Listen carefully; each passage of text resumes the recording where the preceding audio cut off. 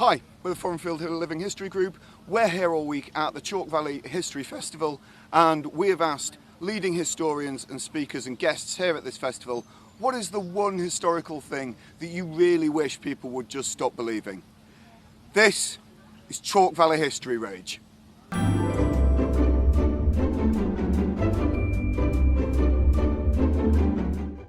There's quite a lot of people who don't really know about all the wars between the end of the Second World War and the Falklands War. It's like 1945 and then the Falklands, Gulf Wars, Afghanistan, and there's all these wars in the middle that the British were fighting, and very few people seem to know about them. And the two particular ones that I'm really interested in and I wish people knew more about, the Malayan emergency that went on for 12 years, 1948 to 1960, but so many people don't know about it.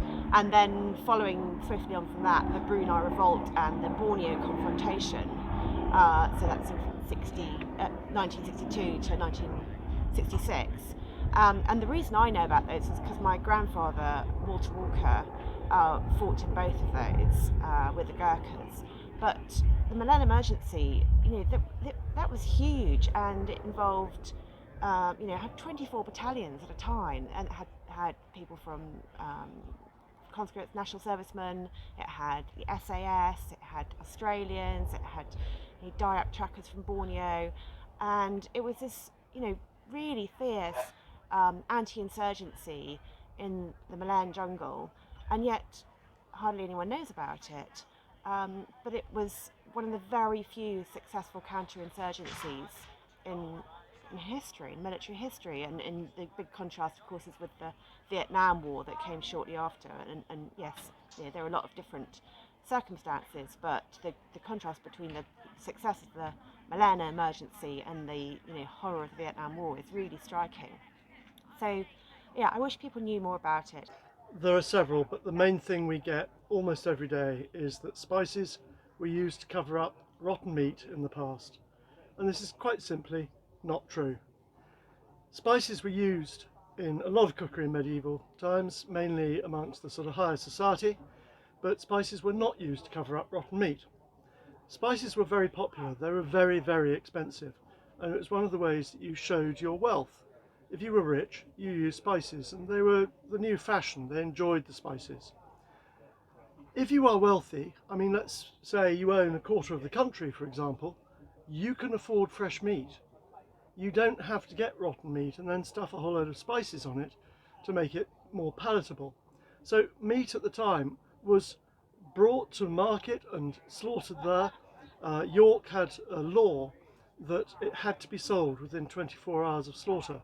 And if you fell foul of that, then you were in the stocks. So firstly, they can afford fresh meat. The people that maybe couldn't afford fresh meat are the poorer folk. They couldn't afford the spices either, but actually they would have got fresh meat as well. So spices were used to help preserve meat, but that's before the meat has gone off. Some of the spices do enhance the preservation of meat. And if anyone doesn't believe me, you can test this quite easily. Just go to your supermarket or butcher, buy a nice steak, stick it up outside for a few days until the blue bottles have been all over it and it's turning a bit green and rancid, and then just cover it in spices and eat it. One of two things will happen. Either you'll be very, very ill, or you'll die. And medieval people knew this. They did not use spices to cover up rotten meat. Well, it's the one where it says, do you know that Hugo Boss designed uniforms for the SS? No, they didn't. And it's a company, okay? So Hugo Boss did not design any clothes whatsoever until after the Second World War. And it was his son who developed it. Now, Hugo Boss was a clothing manufacturer, and yes, they did manufacture clothes for the German army, the Wehrmacht, and also for the SS, but they didn't design them, okay? And it's just the most annoying thing in the world, because it comes up, particularly on Twitter, probably every 2 weeks. Someone goes, well, of course, Hugo Boss designed the uniforms of the SS, and it's just absolute total balls. It didn't happen. And what you have to understand is that the way the Germans operated was incredibly inefficient. They had zillions of different manufacturers. And I've looked at these in the archives, down at the Bundesarchiv in Freiburg, in the Schwarzwald, in the Black Forest. You can go to these archives and you can look at clothing orders and material orders for uniforms. And there's just thousands, literally thousands of companies manufacturing this stuff. They outsourced it all over the place. It was a central board that did the designing within the SS and also within the Wehrmacht, and those were the people that were designing these things. And it was very, very carefully designed to have a hint of the old Imperial German, except with the eagle turned facing the other way, a nod to the past, but also with their own Nazi shtick kind of feel going on with it as well. But it had nothing to do with Hugo Boss. Okay, and I just don't want to ever see that written again, or anyone tell me that again, because I'm not a violent man, but I might have to punch them. Can we please just get over Napoleon being a perfect human being? This idea that this guy does it because he loves people, that he's the military genius. Yes, all right, he's clever. He's a very good military commander. He's not an innovator. He's not the genius everyone makes out he is. He's using ideals and theories that have been developed before he's even at school. He doesn't invent things like the course system, he just takes it and makes it work.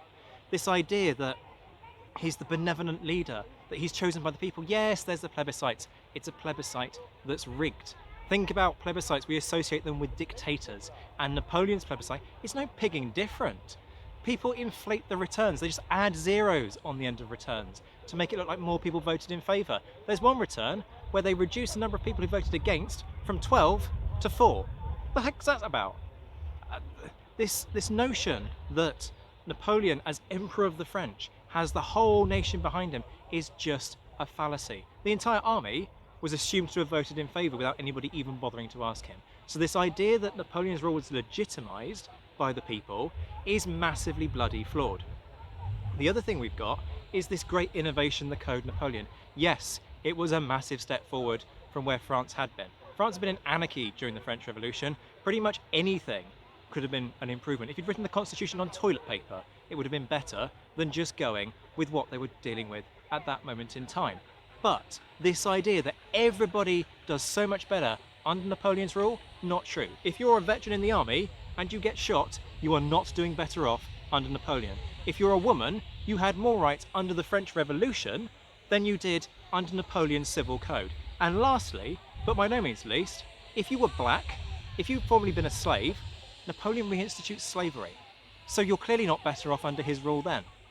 So when you consider women, people who end up being killed in the army, ethnic minorities are all worse off. What you basically come to is people, the majority of the country even, being worse off under Napoleon than they were to start with. This is not the wonderful, benevolent, lovely Napoleon that everybody wants to wrap up in cotton wool and cuddle. The one historical fact that I find somewhat annoying is the idea that there is any such thing as traditional British food. Britain as a whole is an island nation, and we have been influenced by just about every other nation on the planet, either through our own conquest or by invasion. So there is no real food that you can call traditionally British other than maybe a thin oat gruel and some cheeses. Everything else that we consider traditionally British, if you take a traditional British roast dinner, turkey, for example, we have at Christmas, came from the Americas. Potatoes from the South Americas. They were being cultivated by the Incas 5,000 years ago. So even things like that. Pies, pie and mash shops, traditional British pies. Well, pies can be traced back to ancient Egypt. And then later on through the Romans, the Greeks, the ancient Greeks had wonderful pies. And it was the Romans that brought pies to Great Britain. So even your pie and mash, your London pie and mash shop comes from other cultural influences. Fish and chips. The chips again made from potatoes from South America, but the fish, battered fish, fried, is actually Northern European, and particularly from the Jewish quarter. So everything that we consider, that you go on the high street and you have modern sort of fast food and things like that, and you consider to be British, you know, Cornish pasties, well, they can be traced back to a folded bread product. Calzone in Italy, again, Roman and very early on. So what we have to kind of get our ideas round is the fact that we have been massively influenced by other cultures, and Britain on its own is very sort of basic in what it actually has. So the best thing about this country is the fact we cherry-picked the best of every other nation and enjoy it. No idea why I'm sitting on a dodgem. We just thought this was a good idea because I'm going to talk to you about The Great Escape, which involved no dodgems at all, in the same way as the film of The Great Escape involved a motorcycle. And there was no motorcycle in the real Great Escape either. And those things bug lots and lots of people about The Great Escape.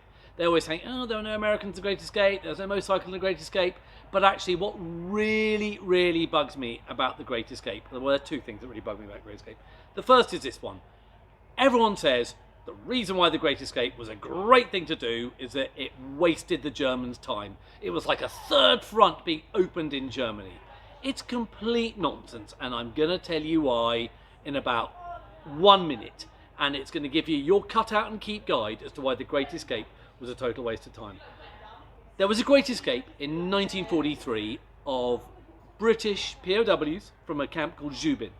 43 Brits, roughly, got out of that camp. Now, in the wake of that escape, the Germans announced what they call a Großfahndung, a big alert. And during that big alert, every man wearing a uniform in Germany is mobilised to look for escapers. Now, I'm talking about every man in uniform in Germany. I'm not talking about men, on the Eastern Front, fighting in, I don't know, Crete or wherever. I am talking about every man in Germany, whether he works the Forestry Commission, the Hitler Youth or whatever. They're just there to look for escapers. Policemen, Gestapo, you name it. Now, during the course of that big alert for the 1943 escape, tell me how many escapers in Germany got arrested during that big alert? 10,000. All right? So, as a result of that mass escape in 43, 10,000 other escapers in Germany were arrested. Now, who is that helping? The Germans or those other people trying to escape and get back to the Allied nations? All right? So what happens in March 1944?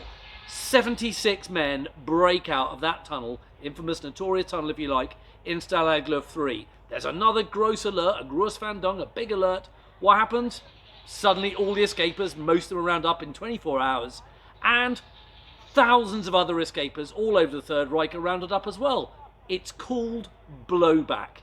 It's when you do something and then it comes back to bite you in the bum, frankly. So what it's not doing is opening a third front in Germany. You're not wasting German time because those people are sitting around in barracks and doing nothing anyway. You're not bringing people off the front. So the idea of the Great Escape helping the war effort for the Allies, total nonsense. It helps it for the Germans. So that is why I think the Great Escape was fundamentally a waste of time. I've got a quick coda to this as well, if I'm allowed. Was there a duty to escape? Everyone says there was a duty to escape, and they tap knowledge on the side of their nose, and they tell me, as someone who's written a book about this, that there was a duty to escape. There wasn't a duty to escape. There was a duty to evade capture. If you were shot down, try to run away. As soon as you were in a POW camp, you were, technically, had no duty to go anywhere. You could sit the war out. And indeed, 2/3 the POW population had no desire to escape. So those are my two bugbears about the Great Escape. Do buy my book. This was, Boston Massacre was an event that was supposed to prove British perfidy. Right? That we were not taken as equal Britons. That these acts were bestial, billeting officers in your home, and in this case being shot upon by British regulars. For all British citizens being shot, British subjects being shot by British regulars, unheard of. What actually happened is that these were a company size, about 8. You guys don't call them company. What do you call them? Not company. What's the collective noun for? Well, it was, let's say, a string of 8 guards that were guarding the I think it's All Saints Church. That's where the massacre happened, off of the Commons. And what happened is that they were being provoked by a mob of Bostonians who felt that someone in the neighborhood was arrested unfairly. So they were picketing in front of the church. This squad was brought in to keep them at bay from entering the church, and they started throwing snowballs at them. They were asked to stop.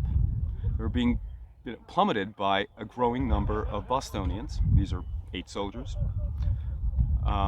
They kept piling on the snowballs, and what happened is, with one direct hit upon the hand of one of the soldiers, the musket, the pan went off.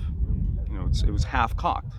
They cocked it back so that, I guess that was standard procedure to keep and bayoneted, right, to keep the crowd back. Snowball hit the hand, off goes the musket.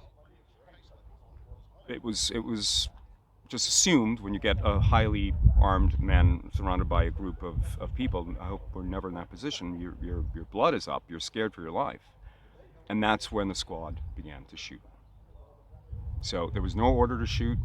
It was done by accident. It was a shot that went off by accident, and armed men acted as armed men always will when they're surrounded by an angry mob.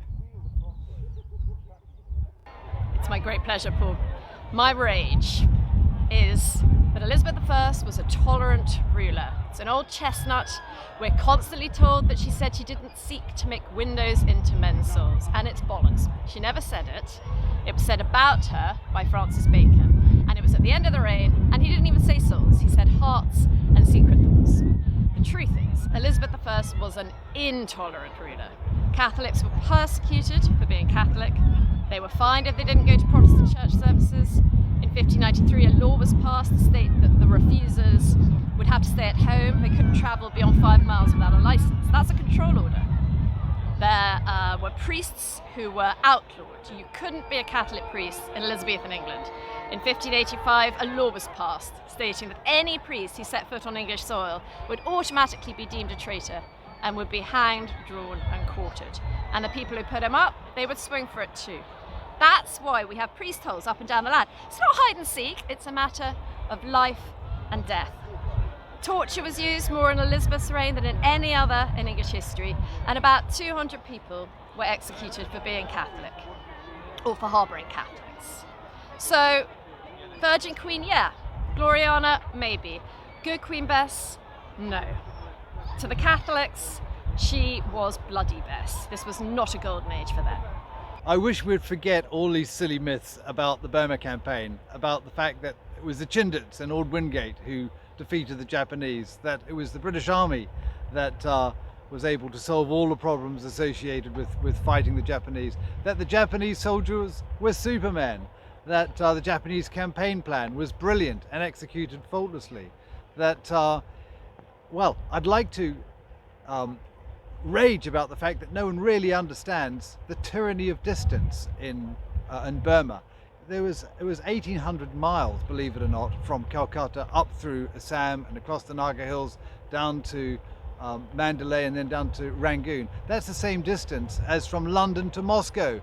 It's akin to fighting a war in Moscow from London, and yet we have no real understanding of the logistical problems associated with winning and fighting against the Japanese. I'd also like to rage against the fact that people think that there were more Britons involved in Southeast Asia Command than there were Americans. In fact, there were almost 3 times as many Americans fighting in Southeast Asia Command than there were Brits. And I want to also rage against the fact that we've forgotten entirely the heroic role of the West and East Africans in the defeat of the Japanese, and particularly the remarkable 81st and 82nd West African divisions. They were combined towards the end of the war in the Chalke Valley in Arakan, which forced the Japanese to evacuate Akyab, enabling the amphibious operation against the town to be unopposed. These are all things that we just don't know anything about.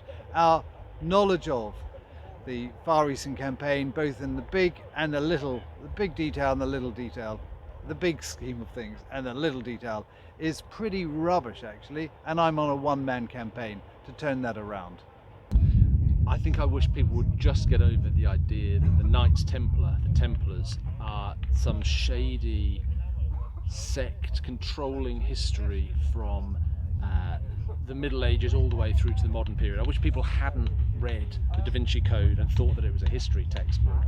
The Templars, let's be clear about it, were a medieval organisation of monks turned knights who had some pretty simple functions. They were like roadside assistants in the Holy Land. They were bankers. They were the sort of crack troops of the Crusades. It's a pretty exciting historical story in and of itself.